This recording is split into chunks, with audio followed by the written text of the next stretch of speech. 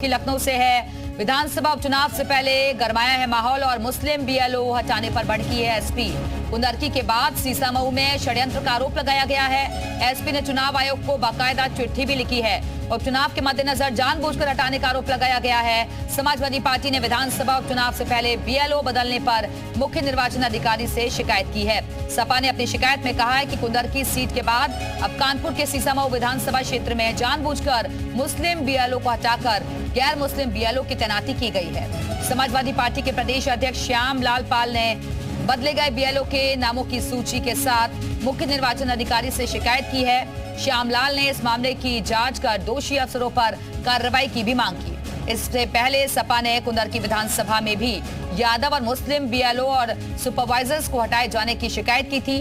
दरअसल यूपी की जिन 10 विधानसभा सीटों पर उपचुनाव होना है उनमें कानपुर की सीसामऊ विधानसभा सीट और मुरादाबाद की कुंदरकी विधानसभा सीट भी शामिल है और ये दोनों ही सीटें साल 2022 में हुए विधानसभा चुनाव में सपा ने जीती थी। सीसामऊ सीट में से विधायक चुने गए सपा के हाजी इरफान सोलंकी को सजा सुनाए जाने के बाद ये सीट खाली हो गई है और इस सीट पर समाजवादी पार्टी हाजी इरफान सोलंकी की मां या पत्नी को टिकट दे सकती है। इस बीच सीसामऊ सीट पर मुस्लिम बीएलओ को हटाए जाने पर सपा ने कड़ी नाराजगी जाहिर की है।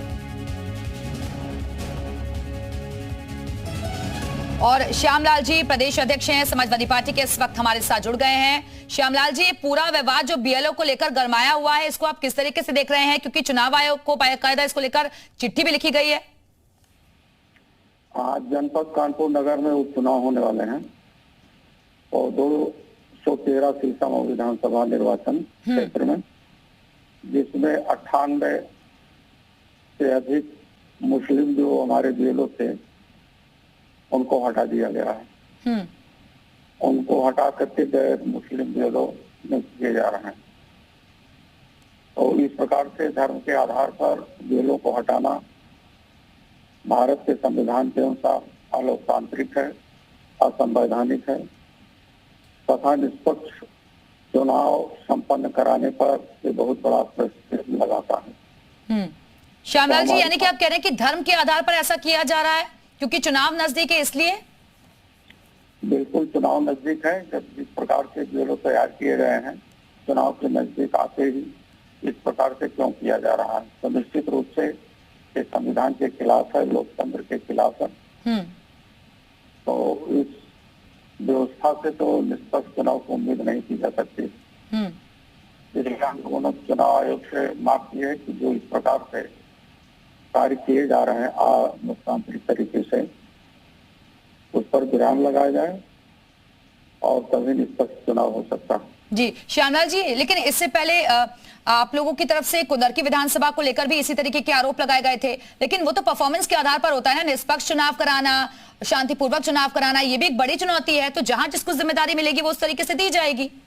इसको धर्म के आधार पर, जाति के आधार पर क्यों देखना चाहिए?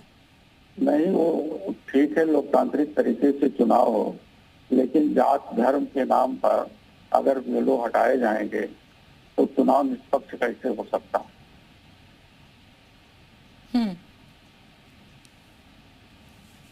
इससे पहले आप लोगों ने कुंदरकी का मामला भी उठाया था ना, ऐसे ही श्यामलाल जी। लेकिन बीजेपी तो कहती है कि आप लोग धर्म की राजनीति करते हैं, हमारे लिए तो सब बराबर है। उनके लिए अगर बराबर है तो क्यों क्या कहते हैं कि किसी जात विशेष को लोगों को बीएलओ पद से हटाया जा रहा है? हाँ, ये तमाम सारी चीजें हैं, पूरी लिस्ट है और निश्चित रूप से ये लोकतंत्र के खिलाफ है। आरोप तो आप लोगों की पार्टी पर लगता है कि आप लोग मुस्लिमों के हितैषी बनते हैं, यादवों के हितैषी बनते हैं, एमवाई फैक्टर को रिझाने में आप लोग लगे रहते हैं। अभी देश में क्या हो रहा है, इतनी घटनाएं देश की महिलाओं के साथ प्रदेश में हो रहा है। अभी आपने देखा होगा हरदोई में एक 14 साल की बेटी के साथ रेप हुआ, मर्डर हुआ, साथ ही उसकी आंखें निकाल ली गई और उसके स्तन काट लिए गए। इन्होंने हिंदू का ढिढोरा पीटा है, लेकिन उस हिंदू बालिका के साथ क्या हुआ, 14 साल की बेटी 2.5 साल की बेटी के साथ चलिए, बहुत बहुत शुक्रिया आपका श्यामलाल जी हमारे से जुड़ने के लिए। तो तमाम तरीके के आरोप बीजेपी पर लगाए जा रहे हैं समाजवादी पार्टी की तरफ से। हमारे साथ हमारे सहयोगी विशाल भी जुड़ गए हैं इस वक्त। विशाल, बाकायदा चुनाव आयोग को इसको लेकर चिट्ठी लिखी गई है, क्योंकि इससे पहले सीसामऊ का सवाल खड़ा हुआ था और अब ऐसा ही कुंदरकी को लेकर भी समाजवादी पार्टी शिकायत कर रही है। देखिए, बिल्कुल कुंदरकी हो चाहे शीशामऊ हो, यहाँ पर अगर हम बात करते हैं तो मुस्लिम बाहुल्य इलाके हैं। ऐसे में 50% से ज़्यादा जो है मुस्लिम वोटर्स भी हैं। तो इन्हीं सब चीज़ों को लेकर अब जो है समाजवादी पार्टी इस बात का आरोप लगा रही है कि वहाँ पर यादव मुस्लिम जो BLO हैं उनको हटाया जा रहा है जानबूझकर। सबसे पहले कुंदरकी के लिए शिकायत की गई थी, आपका शीशामऊ के लिए शिकायत की गई है। तो ऐसे में ये कहना बिल्कुल गलत नहीं होगा कि समाजवादी पार्टी लगातार उपचुनाव को लेकर अधिकारियों को हटाने का आरोप जो है वो सरकार पर लगा रही है। हालांकि आपको बता दें कि तमाम जगहों पर इस बात को लेकर जब रियलिटी चेक कराया गया तो कई ऐसे अधिकारी हैं जो अभी भी तैनात हैं वहाँ पर, और जो प्रशासनिक अधिकारी भी हैं। तो इसको लेकर सरकार की तरफ से बिल्कुल साफ तौर पर निर्देश भी है कि कहीं भी ऐसा कोई भी मानक नहीं तय किया गया है।